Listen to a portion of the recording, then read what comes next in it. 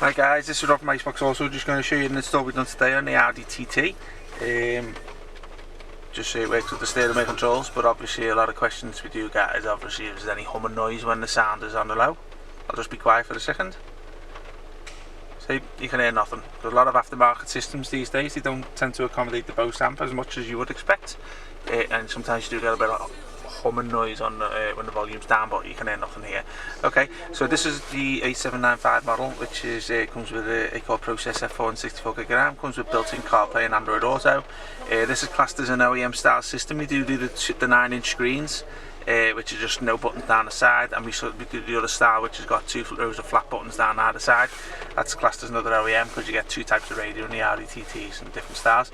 So yeah, this one's got some physical buttons down the side, as you can see, volume button there. Also works with the steering wheel controls, which you can see, which I showed earlier in the video.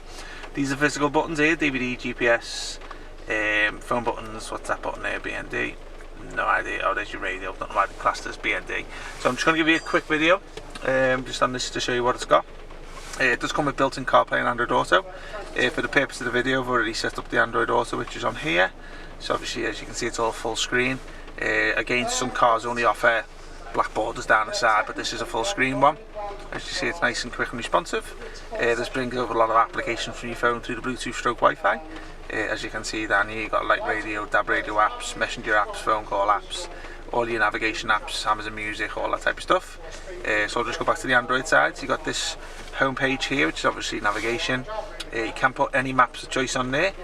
So if you download like Google Maps, Waze or whatever, you can assign it to that button. And so it's an easy shortcut. This is Google Maps here. It's not going to show anything because it needs an internet connection, which I haven't connected to today. But if you give your phone's hotspot connection to it, then you can do it that way, or alternatively on this unit you can use your 4G dongle. These apps here, there's a music app there, so if you want to put your music onto a USB pen or an SD card, which goes into here, then you can play your music albums from there. You can also download whatever you want onto this, like Spotify, by using this type of system here. As you can see, all your apps are here, which you can go through.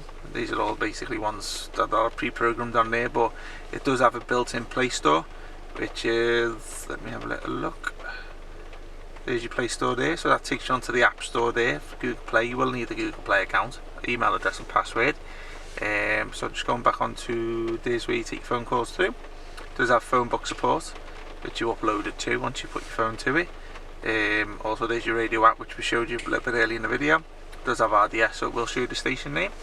Going into applications, file browser, so if you're pretty clued up to that, you'll know what it's for, but if you want to put anything like IPTV on there, you can do it through that app too.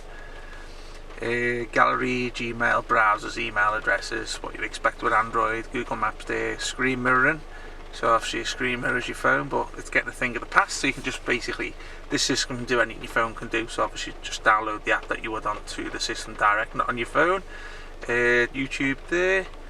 It doesn't have TV. I think basically you have to put that on the point of manufacture, but everything's gone over to digital, and when he basically put that app on there is when it was all analog. This is how long ago it was. Settings, there's already back end settings here. So this is where you change things over for the car, driver settings, stuff like that. Extra settings in here, just obviously a few little settings that you don't really need to play around with. Let's have a little look what else we got there. Okay, so just a few other apps here, which obviously is Android Auto, CarPlay. There's your built-in amplifier there. A2DP, that's music streaming. It's got an AV in, so if you want to link anything like externally through the AV ins, you can do it that way too. And just as you can see, a little few calculator and calendar which you're not going to use. So okay, I'll just bring it to an end. Hope you like the video. Give us a shout if you need anything. We'll put all our contact details down below and descriptions to the product on the website, and get in touch with us if you need us. Thank you very much.